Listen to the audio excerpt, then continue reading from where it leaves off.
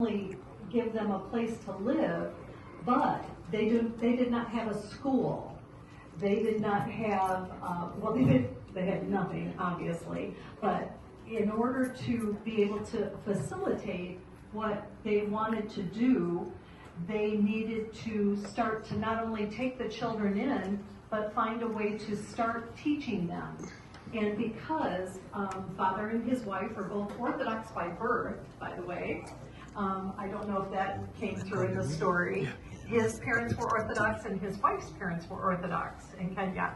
And so by God's grace, he was able to, meet and marry his bride and have children of their own, and start taking in these children, teaching them in an Orthodox fashion. Well, as they started that, and God laid it on their heart to do this, they needed a school, because all of those local children, even that live in that village, that have parents, didn't have a school to go to. And they didn't have running water at all, none of them.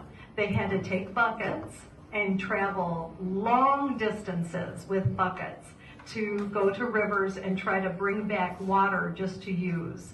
And so when, by the grace of God, as Father says, the gentleman in Western Michigan had found him on Facebook and reached out to him. They started this process of trying to raise the money to drill the wells. And you'll have to forgive me, depend on my husband for this. They had to drill so far that it cost an exorbitant amount of money because it's so dry there. They drilled how far down, Father? 600 meters down. 600 meters down before they hit water. So it was an incredible feat just to hit the water.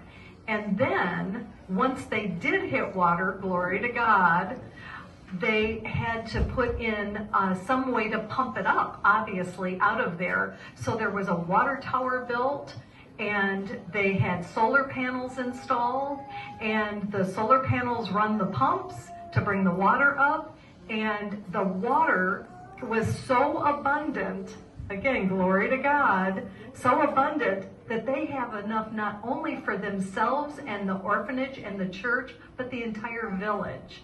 So the entire village can go to the taps and get running water instead of travel miles and miles with buckets to get the water out of the rivers, which is not as usable as this water is. So clean, purified water.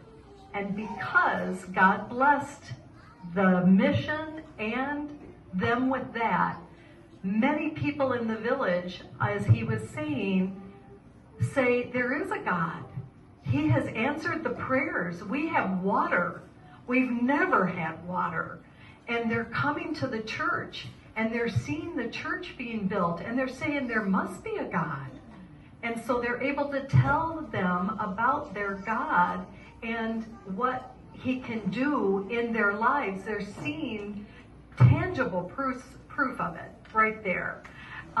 In the form of running water, something we do every day without even giving it a second thought.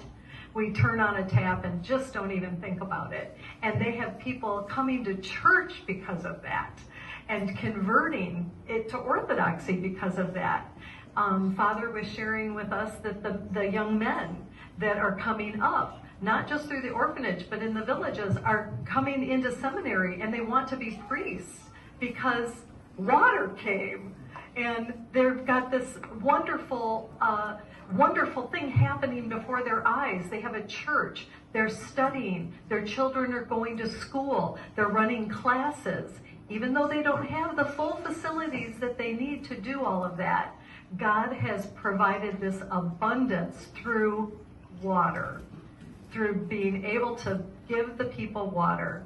And what a wonderful analogy for all of us Christians that are here in America to be reminded that the living water is what is being provided. Through your grace and through your mercy, through all of the donations that he's been receiving,